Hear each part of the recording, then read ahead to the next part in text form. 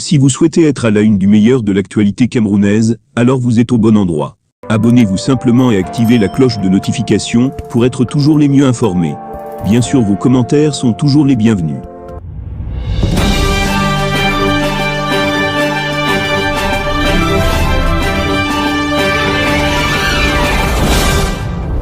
Il s'agit d'un livre livrant une compilation de renseignements top secrets.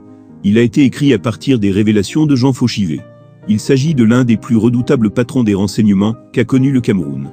Interdit et introuvable au Cameroun et un partout ailleurs, le livre Les Révélations de Jean Fauchivet est à nouveau disponible, mais à un seul endroit pour le moment. C'est en tout cas ce que affirme l'activiste Harold Ketch. Dans une publication, ce dernier affirme que ce livre, qui est le top en matière de révélations sur les secrets d'État au Cameroun, est disponible dans une librairie à Douala. Vous êtes très nombreux à me demander régulièrement où trouver ce livre qui relate la vie de Jean Fauchivet, chef de la police politique camerounaise sous Ahidjo Biya. Ce livre révèle des secrets d'État hautement gardés, un livre qui fut pendant des années interdit au Cameroun et qui est actuellement en rupture de stock en ligne. Eh bien, je vous annonce que le livre est disponible en exemplaire très limité à l'espace Go Feeling à Douala Bali, boulevard de la République, écrit l'activiste. Les mystères autour de l'enterrement de Jean Fauchivet. Fauchivet, seule la prononciation de ce nom faisait perdre le sommeil à plus d'un. C'est le policier le plus craint de l'histoire du Cameroun. Il avait les yeux et les oreilles partout. Son regard torve tétanisait et donnait des sueurs froides. Il était réputé pour ses techniques particulières de torture. C'était le chef de la police politique camerounaise depuis le lendemain des indépendances. On lui prêtait des pouvoirs surnaturels. Jean Fauchivet Féou, né Aboubakarim Fauchivet Foko, est originaire du Noun, à l'ouest du Cameroun. Il est né en 1931. Il est connu pour avoir été le premier policier du Cameroun. Il a aussi dirigé les services du renseignement camerounais, le SENE. À partir de décembre 1961 jusqu'en 1971, Fauchivet a été chef de département au service d'études et de la documentation, SEDOC, chargé de la sécurité présidentielle.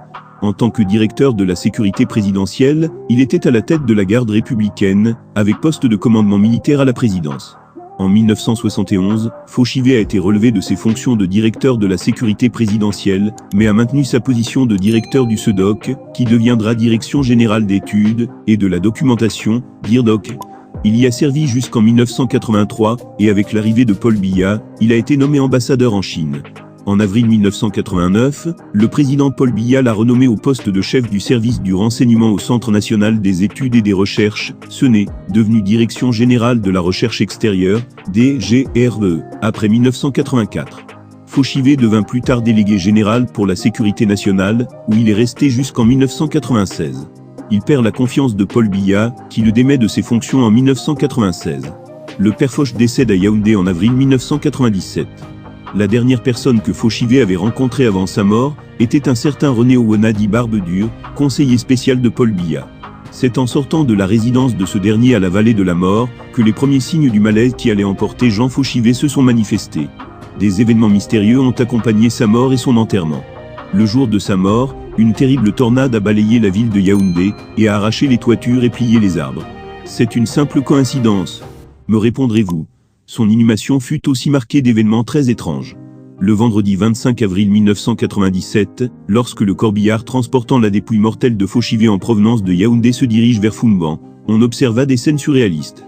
À partir de Foumbo, on vit la foule fuir à l'approche du cortège funèbre pour aller se cacher dans les maisons et s'embrigader. Il se disait alors que l'esprit de Fauchivet ne voulait pas partir seul, il voulait emmener plusieurs personnes avec lui.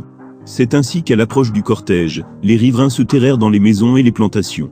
À l'arrivée de la dépouille au carrefour Foumban, l'un des grands murs de la clôture qui entourait le palais royal s'effondra de manière inexplicable. Pour les notables Bamoun, qui devisaient avec le sultan à ce moment-là, cet événement bizarre ne pouvait être fortuit. D'autant que le mur s'est effondré du côté où se trouvait le salon d'accueil du sultan dans lequel le roi et ses notables attendaient la dépouille du père Fauch. Le samedi 26 avril, la dépouille de Fauchivet est présentée dans la cour familiale, comme le veut la coutume. Il y a là une foule nombreuse, constituée de villageois, policiers, membres de la famille, autorités traditionnelles, autorités administratives, Amadou Mustafa, ministre de l'Urbanisme et de l'Habitat, Gilbert Anzetsouni, ministre de l'Administration territoriale, Augustin Kantchoukoumeni, ministre de la Communication, Francis Coin, ministre délégué aux Relations extérieures, Simon Achidia, CHU, ancien Premier ministre, Chouta Moussa, DG de l'Office national des ports du Cameroun, Nyanji Fandji, DG de la Sonel, Joseph Kadji, Fodsou Victor, etc., au moment où le frère de Fauchivé se lève pour prendre la parole et entamer la série de discours prévus par le programme des obsèques, il se produit un événement mystérieux. On entend un immense vacarme assourdissant, on aurait dit le ronflement d'un avion invisible. Le vacarme devient progressivement intense, insoutenable et semble se rapprocher de la foule. C'est la débandade générale. La foule se lève et se disperse en hurlant. Certains policiers se sont enfuis en laissant leurs armes sur place. On assiste à des bousculades. Dans ce tumulte on dénombre plusieurs blessés. Ce vacarme bizarre va se diriger vers le domicile de Moïse Mouiche, successeur de Fauchivé à la tête de la police, et va terroriser la famille et les voisins pendant de longues minutes, ne s'arrêtant qu'après une énergique intervention des vieux sages Bamoun. De quoi s'agissait-il? Les vieux sages Bamoun, qui ont assisté à la scène, affirmaient que c'était le totem de Jean Fauchivé, qui venait régler ses comptes avec le sultan Bamoun, d'où l'effondrement inattendu de la clôture, et avec son ancien collègue et rival Moïse Mouiche. Du temps d'Aïdjo, il avait d'ailleurs fallu organiser une réunion au sommet pour mettre de l'ordre et ramener le calme entre les deux hommes.